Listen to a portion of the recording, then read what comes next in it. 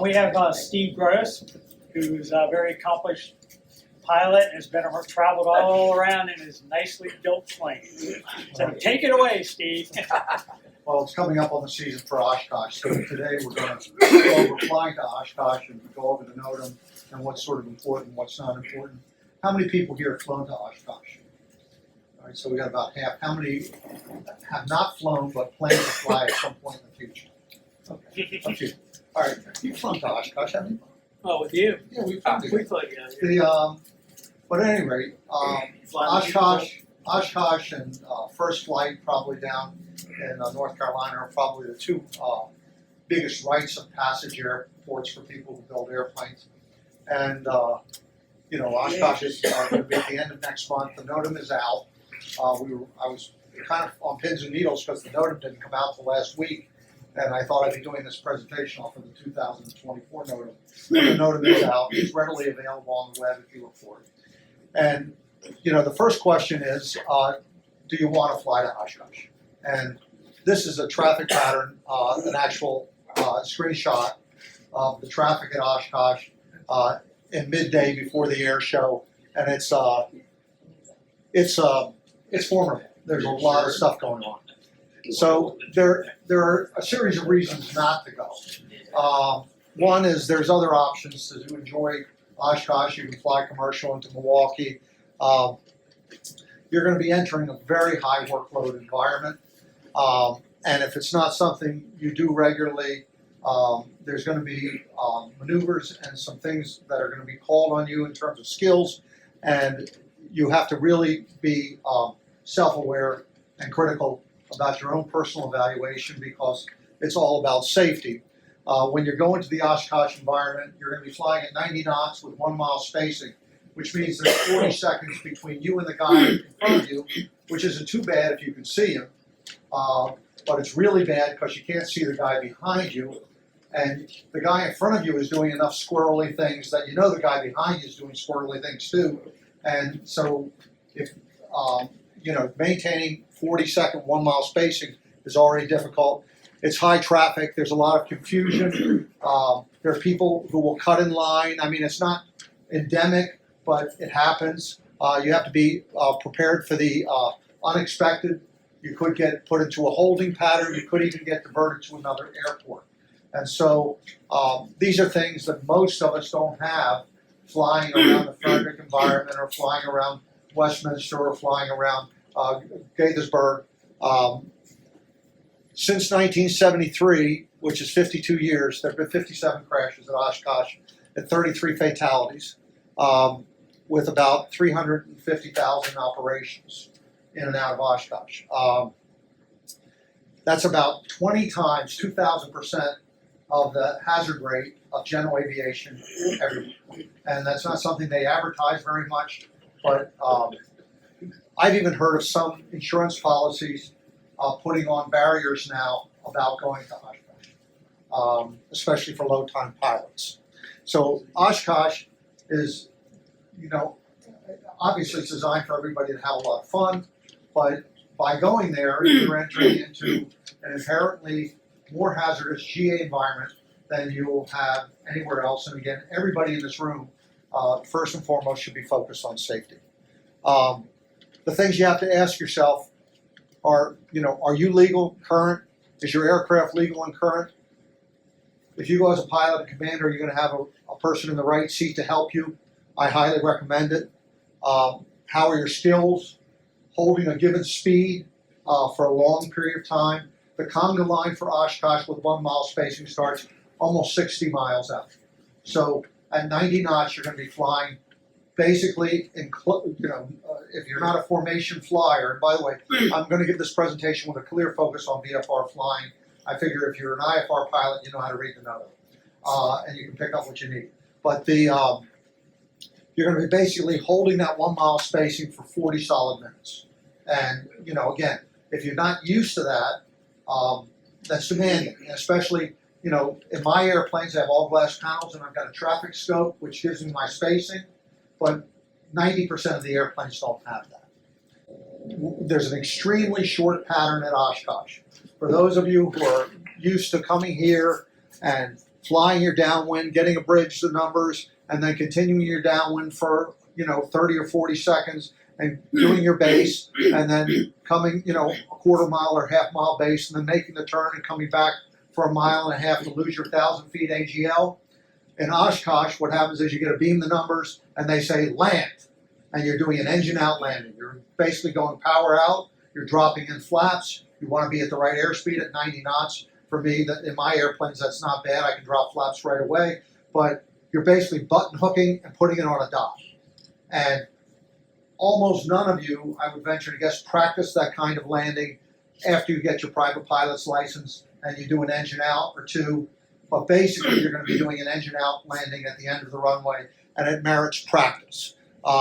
Basic navigation skills are important. It's possible, if you pick your time of day where traffic is busy, that they'll put you in a hold around one of the lakes that approach Oshkosh. And when was the last time you practiced the hold? Most of you near never. And so it's a skill. It's unlikely at Oshkosh that they'll put you in a hold, but they could put you in a hold. And so you have to be prepared for that. You have to have your listening skills really, really good, because the radio traffic is one way. The ground control calls to you, but you don't answer back. They're trying to keep the airway as clear as possible. So at some point, you'll pass over a ground observer. He'll say, wag your wings. You do that, and then they'll make other calls to you based on your airplane color and type, but you have to be prepared for the wrong type. I fly the RV-10, and they always call me Cirrus, because they look similar, and I'm sure they can't tell one Piper from another. They're going to call out every kind of Piper in the world. So you have to have your listening skills where you're pretty sure that, the question that everybody will be asking themselves, are they talking to me? Are they talking to me? You've got to know when they're talking to you. You've got to maintain intellectual flexibility, because if you have a plan, the plan may not work out, and you've got to be prepared for something else. So the big question is, are you going to go or not go? What's your personal mission going to Oshkosh? There's lots of options to fly or dry fly commercial. Long before you go, you want to be thinking about where you stay. For example, I like to stay in the dormitories. The dormitories usually open up for rental on the 4th of January or the 5th of January, the first working day after the New Year's. And they usually sell out in 10 days. And they're the best, most economical resource if you don't want to camp. Camping is relatively unlimited. But, if you've been in enough rainstorms and, I'm getting near 70 years old, I don't want to lay on the ground anymore. I like a bed, I like a shower, I like to be able to shave in the morning, shave my head, and I want to be beautiful for everybody, and I like staying in the dorms, but you got to plan early. You got to ask yourself a question on co-pilot, especially if it's your first time. I highly recommend you get a co-pilot. I highly recommend you get a co-pilot who's flown there before. The co-pilot can help you with a lot of your in-cockpit workload. If they change runways when you're 30 miles out and you were planning for the wind to land on 00, but now they're saying land on 27, you're going to be highly relying on that co-pilot with 40-second spacing at 1,000 feet AGL to figure out the approach that you're going to be taking into 27 as opposed to 36.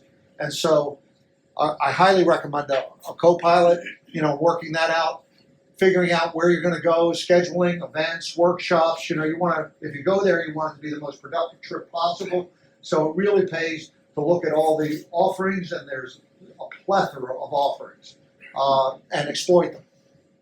There's a lot of video and flight simulator options. X-Plane has a specific Oshkosh approach already programmed. You can fly that. AOPA has something called Safe Landings at AirVenture. It's a 5-part series. It's excellent. It's a cockpit view of flying into each of the runways at Oshkosh. And then listening to live ATC is available to just get an idea of what kind of radio traffic you're going to hear when you enter into the Oshkosh environment. So now you've identified, about a month out, about now, or maybe 3 weeks from now, you want to identify the crew, the co-pilot, what the equipment, the airplane is, get your weight and balance figured out, figure out what everybody's schlepping. One of the things, if you do a lot of cross-country flying like I do, I fit everything that I need for a week an 18-pound backpack. You know, I got my daughter trained, which is an even more remarkable thing. She fits everything she needs in an 18-pound backpack. But some people can't do that, and you know, you've got to, especially if you're getting 3 and 4 people on an airplane, you've got serious weight and balance issues. You know, you don't want to be out of CG or overweight. This is the kind of place where that happens, especially if you're camping, because it's too easy to schlep too much stuff. And it's too easy to schlep too much stuff that'll put you out of CG when you go through full and empty fuel. You know, so there are a lot of resources from EAA and AOPA, but you want to plan all your flight planning. I would never go to Oshkosh without landing with 2 hours of fuel, because you never know. You could have to go to Fond du Lac, you could have to go to Appleton, you could have to go to Hold, you could have to, you know, just ruin your weekend. You don't want to be landing in Oshkosh or entering the environment with 30 or 45 minutes of fuel. It would be folly, it would be a big mistake. You just want to start practicing Oshkosh maneuvers now. You know, if you're going to go to Oshkosh, you got to find a near empty airport and start landing on a spot. You know, get to the numbers and cut the engine and come in fast, and, you know, figure out a spot 1,500 feet from the end of the runway, 2,500 feet from the end of the runway to simulate landing on a red dot or landing on a blue dot. You want to get a complete and competent set of tie downs. There's no tie down assistance at Oshkosh. If you bring your airplane in and you can't tie it down, and they get one of those freak afternoon thunderstorms like happened at Sun and Fun about a decade ago, your airplane could be reduced into a pile of rendered sheet metal very, very quickly, and that would really ruin your weekend. So you want to have complete, competent tie downs, all the lines required, and bring a hammer. The ground is hard, and, you know, a lot of these tie downs, the claws and things have long, usually 4 penny nails, but they, if you don't have a good, competent hammer, good luck with that. So bring a hammer with you. Steve? Yes. I just chime in about tie downs. So when you're out there with airplane, you're going to be parked with maybe 2 feet wingtip to wingtip. Yes. And if you don't have good tie downs, if the person next to you, my situation was I went with good tie downs. Overnight, like late in the day after I was going, you know, back to the dorms, somebody came in and parked, somebody left and somebody came in and parked next to me, didn't tie down. We had 85 knot winds that night. And fortunately, somebody who was camping next to their airplane saw the situation and secured the airplane. I met him the next day when I went out to check on the airplane. I met him and they were like, yeah, we put in tie downs. This guy just came in, parked, no tie downs. I think, Dan, that's a critical thing. One of the things, So you have to worry about the guy next to you. that's not right, just that's where I yourself. was just going to go. One of the things about Oshkosh that injects anxiety, even if you're a competent pilot, even if you're well equipped, and even if you're well prepared, is not everybody, the guy in front of you in the conga line to land may not be as well prepared as you. The guy who lands and parks the plane next to you may not be as well prepared as you. And so that's kind of the problem in a mass event like this, where they're going to bring thousands and thousands of aircraft on very short intervals with no barriers to entry. And, you know, it's the other guy who is likely to be your problem. I've had 2 issues flying into Oshkosh where I was very uncomfortable. And it was basically, the other guy hadn't practiced, on one case, the other guy hadn't practiced the maneuver to land, and so he did fly a downwind. Then he realized he wasn't supposed to fly downwind, he turned around and came back. Well, we had 40 seconds of spacing, and he ate up 30 seconds of the spacing with this little maneuver, and suddenly we're 10 seconds apart. And I can't do anything about it because I got a guy right up my backside 40 seconds behind me. And so things like that are very, very anxiety generating. They will kick people out of line. The FAA guys on the ground will, like, if you get too discombobulated, too close to the person ahead of you, or whatever, you're maneuvering inappropriately, they'll kick you out of the line and say, go back, well, I forget the name of the lake now, go back to the lake. Ripon, yeah. While you're in your living room in the week before Oshkosh and you're, you know, looking at 4 flight, you want to plan your overall route. If you go over Lake Michigan, it's 600 miles, give or take, a little bit, maybe 610. If you go around the lake below Chicago, you're gonna be about 750. So it goes to your comfort level in flying over Great Lakes, 60 miles of cold water. A lot of people don't wanna do it. If you fly over the Great Lake, obviously you wanna fly as high as you can. But you wanna figure out your number of stops, look for fuel. One thing that AOPA and EAA post, there are a number of airports that run promotions leading up to Oshkosh with cheap fuel, hot dogs on the ground, things like that. They're basically running a fly-in when most people are approaching Oshkosh, and you can exploit that. That's all public information. You want to arrive at Oshkosh again with 2 hours of fuel, and once you're on the ground at Oshkosh, obtaining additional fuel is very easy. You want to time your arrival. The airport is open from 7 to 2 o'clock. It closes at 2 o'clock. An air show commences at 2:15 and continues till 6:30 every day. And so during those hours, those are blackout hours, you cannot land. You can plan to land after 6:30 up to 8 o'clock, and it's not too busy then, and that would be one window to go. The way I always go is I always fly to an airport in close proximity in Wisconsin, and I land there, and I spend the night, and I have a nice meal, and then I wake up in the morning and do a dawn patrol flight where I get to Oshkosh right at 7 o'clock when they open. Because most people are traveling from great distances, you don't get this huge queue at 7 o'clock in the morning. So another thing you want to do in advance is, while you have access to a printer, make up your signs. There are a whole series of signs that you want to have in the airplane on 8.5 by 11 paper, things like home built parking, or home built camping, or VFR departure, or IFR departure. So what I do is I print all the stuff I need, and I have the NOTAM in the plane, and I have a little booklet like this, and of course I don't put it underneath my luggage in the plane, it's on top of it, so I can get my hands on it, or hopefully my co-pilot can get their hands on it. But you want all your signage and all your paperwork and all your BS in there. You can put your fuel receipts and all the other things, and all your tchotchkes, and you'll be ready to go. You want to avoid peak traffic. Good places to stop the night before. Manitowoc is usually where I go. Sheboygan's pretty good. Juliet, all of these are within 40 minutes of the Conga line starting point that you're going to need to get to. And again, I always plan to get in the Conga line at 7 o'clock. So sunrise at the end of July is about 5:45. It's a good time to go to the airplane and get started. And then you go. The lowest traffic is between 0700 and 0800 and 18:30 and 6:30 in the evening and 8 o'clock at night. I highly recommend you choose those windows. If you want to see a traffic scope picture like the first one, the first slide, try going between 10 and 2 o'clock on any given day. You can see that every day, all week long. I highly recommend, again, having a good co-pilot or an active passenger sitting beside you. If it's an active passenger, you want to brief them so that they know the NOTAM like you know the NOTAM.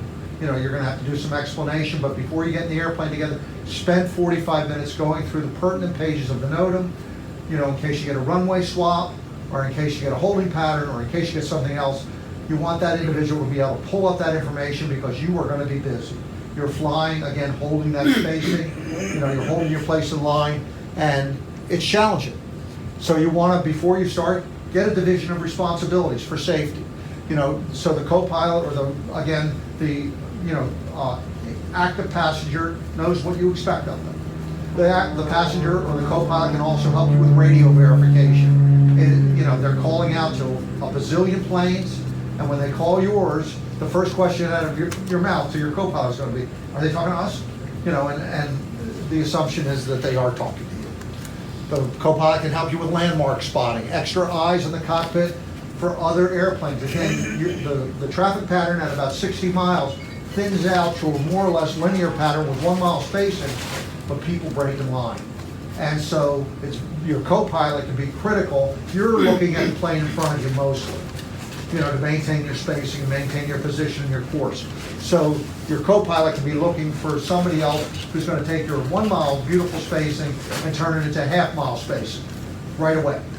And so his job is to watch for the other guy and the guy in the front and the back, the line cutters. He can handle the paperwork, handle putting signs up on the dashboard when you land, all those kinds of things. There's a lot of duties that the co-pilot can help you with. This is how I go. You know, I usually plan one fuel stop this side of Lake Michigan. I take off in the middle of, 70 or 80 miles from Lake Michigan, so I can build plenty of altitude, and then fly over Lake Michigan directly, and I keep it pretty short, and I fly to Manitowoc. And, you know, I have one fuel stop. My airplane has about 5.5 hours of range, and so from that fuel stop to Manitowoc is roughly an hour and a quarter. So I'm landing in Manitowoc with 4 hours of fuel. Manitowoc has competent refueling services. I take off again with full fuel. This is kind of tricky. When you look at the NOTAM, contextually, it doesn't really have a big picture of the whole environment. But what they do is, when I'm coming from Manitowoc, I'm coming east to west. I come across here, and all the lineup starts to the southwest of Oshkosh. No matter what direction you're coming from, there's a lot of information about in the NOTAM about approaching from the south, or approaching from the north, or approaching from the east. But the bottom line is, everybody is coming to line up, and the key spots are going to be Ripon, and then to the Fisk arrival, and then into Oshkosh. So whatever planning you do, you're going to have to get around the major airports, and there are guidelines in the NOTAM on how to clear those airspaces, but you got to position yourself to the southwest of Oshkosh.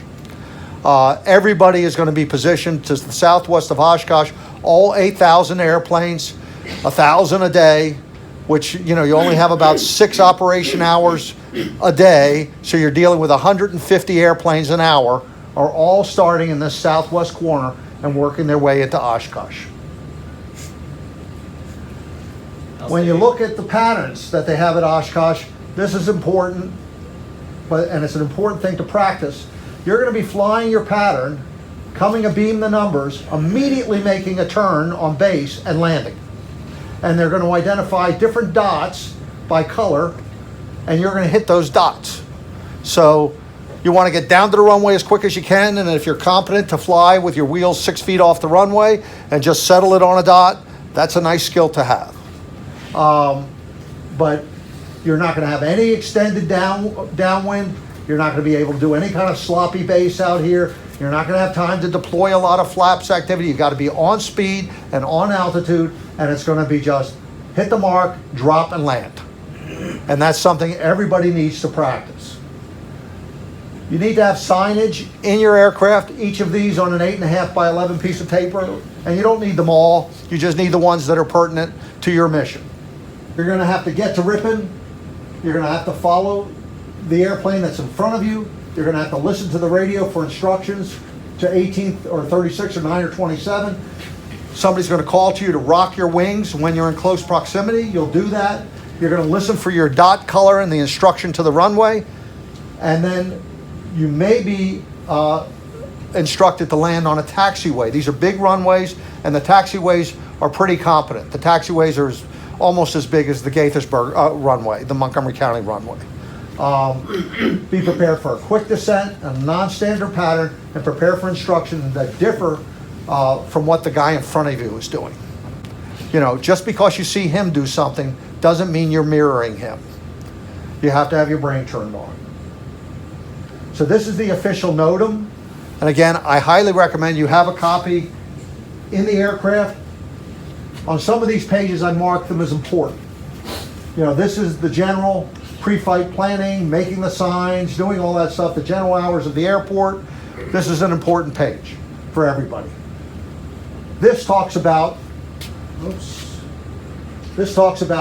getting around Madison the way you want your traffic to go, in and out, getting around different flight areas. For VFR route planning, you want to clear these areas with, you know, a good amount of buffer. Again, more clearing of metropolitan areas. Getting through Chicago, best for Chicago, just stay under the Bravo. Don't challenge the Bravo, or if you can fly high enough, go over the Bravo. But you don't ask for a Bravo clearance, you won't get one. You know, just basically stay out of their hair, either under or over the Bravo. This goes back to that other route plan that I had. Again, this is one of the problems with the NOTAM. It doesn't really give you a big picture context, but this is sort of a paraphrase of what I showed, where you're starting in the southwest and you're working your way up to Fisk. And then once you're at the Fisk, you'll have visual cues, you'll follow a set of railroad tracks, and you'll have different runway procedures for each of the different runways. Again, this is just pieces of that route. So a real important thing that you'll hear mentioned all the time is the town of Ripon. This is Green Lake to the side. There's oftentimes a holding pattern at Green Lake if you come in at a busy time. But hopefully if you follow my recommendation, come in at a non-busy time, you won't have to hold. This is details on the Fisk arrival. This is, again, I've marked it as important. It's worth reading. These are different holding patterns, how the Green Lake and how the, I can't remember what the other lake is called, Rush Lake or something. There are two potential holding patterns on the way in. Again, if you come in an off-hour time, those shouldn't be problematic for you. But again, you should practice holding around the lake. Just go out and go up to the practice area and do a hold around the cement plant. Yes, sir. I just wanted to reiterate the thing about the holding, because things happen going into Oshkosh, regardless of what your fuel state is. Of course. Or what the time of day is. I mean, 2 years ago when we went in, we got into the holding, we got into the conga line, everything was fine. They had an incident on the runway, everybody had to turn around until they had it. Absolutely. So we ended up going around the lakes 3 times. Yeah, And it can happen. Lake, it was all, Again, everybody needs to practice it. So the fuel thing is really important, and you really got to have your head on a swivel, because people do silly stuff. The other thing, like Steve mentioned, EAA, they have the videos that show the spots. Because while it's all nice and very obvious where the lakes are on the map, it's not so obvious when you're up in the air, because these lakes are, Rush Lake especially is barely a lake. It's more of a marshy kind of area that's near. You know, runway 9, you're at the Fisk arrival, it's about here, you follow the railroad tracks up, you get to Fisk Avenue, you make a right turn, and you're on the runway. There's no pattern for runway 9. So at about here, when they called up runway 9, they're gonna tell you to start your descent right about there, and you gotta be down on the runway. The scale on this is not big. You're well within a mile to go from 1,000 feet to the ground, which is a lot less than you have on the pattern here in Frederick. 2-7, same deal. Well, not quite the same deal. You're gonna come in, can't come up from Fisk Avenue, come along the railroad tracks, parallel the runway on a standard downwind until you get here, beam the numbers, and they're just gonna tell you to brake right and come in and put the airplane down on a dot. And there'll be several different dots. This is 18, coming from the south. Again, you're coming from Fisk, you come up the railroad tracks. It's highly repetitive. You want to be able to get to Fisk competently because everything starts at Fisk. Come up here, again, same deal. You're doing your downwind. You don't get an extended downwind. They'll tell you to cut the base as soon as you're beam the numbers. And again, put the airplane down on a dot. There'll be 3 dots. 1, 2, 3. Yeah, while that chart's up, it's important to note that 9 and 2-7 are in use at the same time. So that's why they keep you short on that base, right? Because you can't cross 9-2-7. There's stuff going on there. Again, similar deal on 3-6. I don't have an important note here. It's a note for Canadian pilots and people with no radios. I'm assuming everybody's going in there with a radio. Really no, there's some notes here about VFR departure from Oshkosh. The departure is much easier than the arrival. If you want to depart properly, basically you come off the runway, and you fly within about 40 degrees of the runway heading. What I always do is I get off the runway and I fly for 10 miles straight ahead. And by that time, traffic's dissipating and bleeding off behind me, and I'm ready to make my right turn or my left turn, wherever I need to go to get back east. But I get 10 miles away from the airport before I do my actual flight maneuvering to get on course to go to my destination. Do not plan to get flight following close proximity to the airport. Again, for me, I go out over Lake Michigan, I build altitude, I fly over the lake. When I get to the far side of the lake, I can usually pick up flight following. Just some general notes about the Oshkosh airport environment. Warbird arrival I've marked as non-applicable because I don't think we'll be doing that. Transient helicopter VFR, same deal. Most of the back end of this NOTAM from about page 20, ultralight home-built rotorcraft, it's very unlikely anybody's going to fly an ultralight. Maybe a gyro Frank will fly a gyroplane, but we're too far for most of those airplanes. There are Fond du Lac arrivals, Appleton arrivals, and these are alternative airports. But again, if you come in the off hours, it's unlikely you'll be diverted to those airports. But again, it's worth reading that. I'm going to assume that you're going VFR, so we're not going to talk about IFR reservations or IFR route planning or IFR departure because, again, if you're an IFR pilot, you should know how to read a NOTAM. Talks about frequencies. We're on page 30. Things start to get important again. What flight service is available, all the frequencies that are in use on the airport and in the environment, and that's the end of the NOTAM.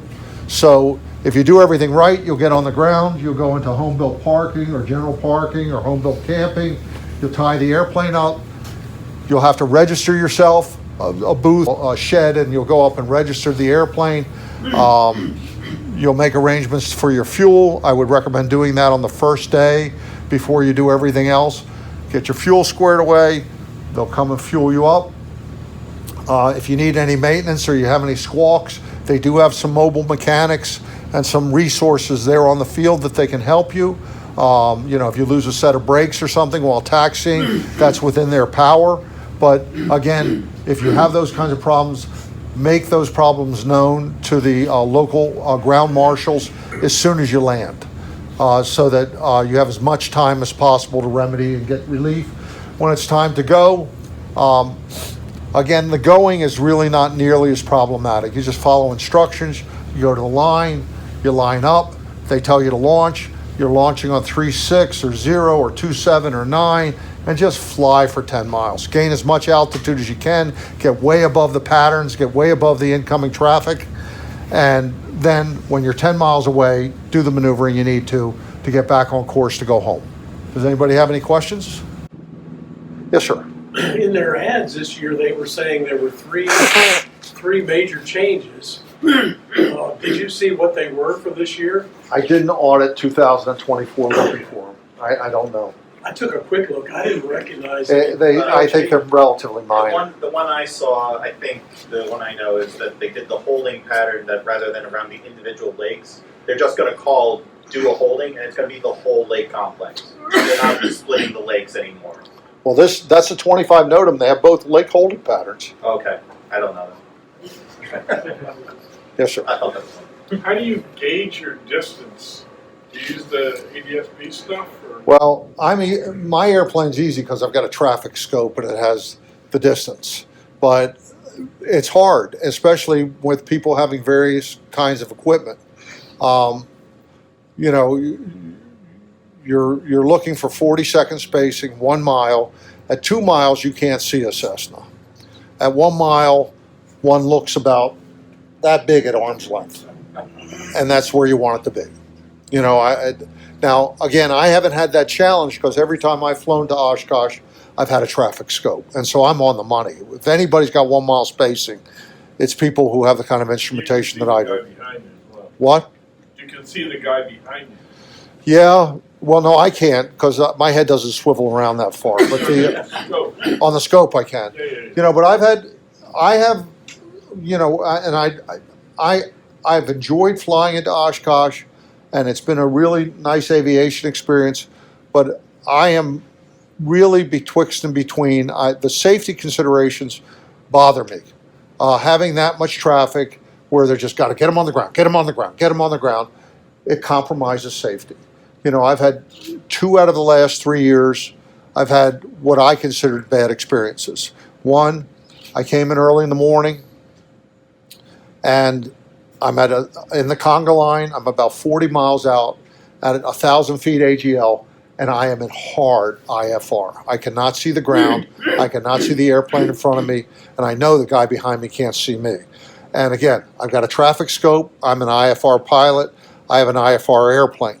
But the Piper in front of me or the Cessna in front of me probably isn't. And people were all over the place. And it was a mess. And we landed, and I didn't break out till I was about 600 feet off the field. And then they closed the field 4 landings after us. But they should have closed the field a while. But they had 300 people incoming.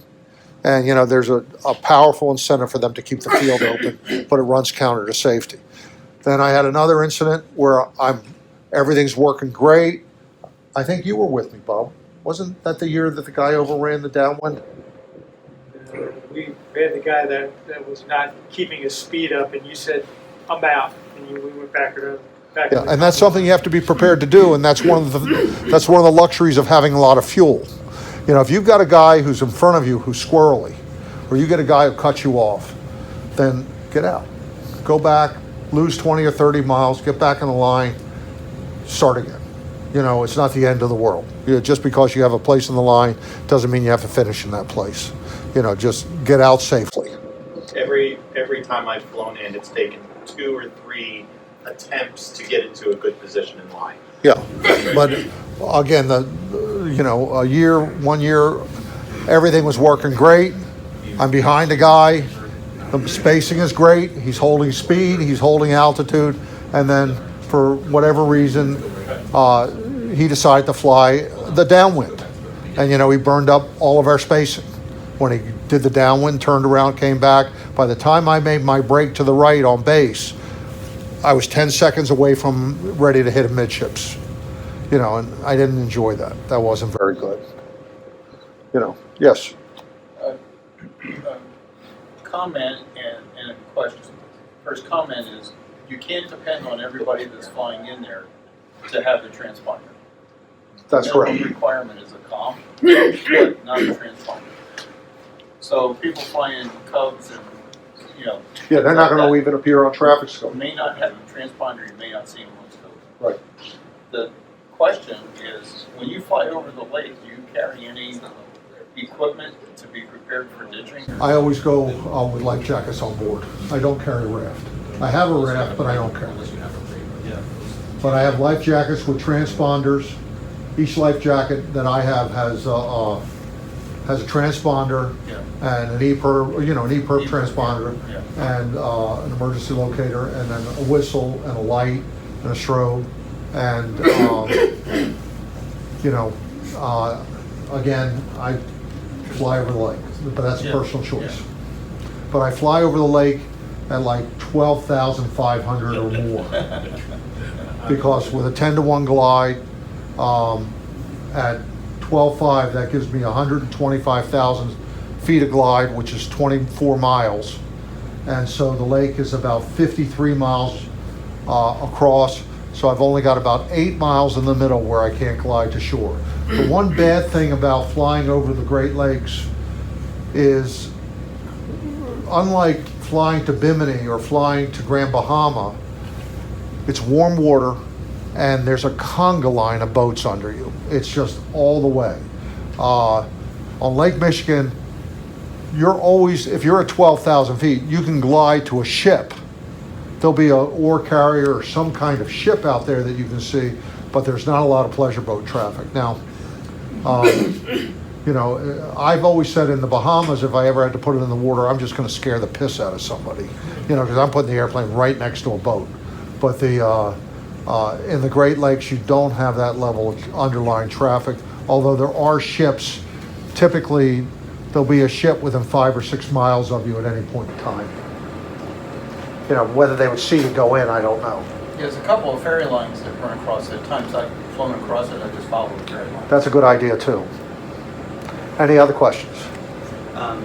So sometimes when I've been out there, while they show all the way out to Endeavor Bridge, which is the furthest point, one year they had it that they even called out 10 miles south toward Madison.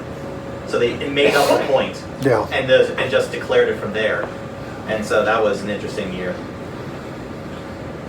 I have a question that's sort of related, but maybe not. I was in a situation where I was number 3 in line on a downwind, and I had both the planes in sight, and the tower knew it. And the number 2 plane had just turned on base. He was about to turn on final, and that was a beam hit. Yeah. The tower told me to turn on base. Now, we have slippery planes, granted, but I always run a tight pattern and land like you suggested. I mean, all my landings are short and on the spot.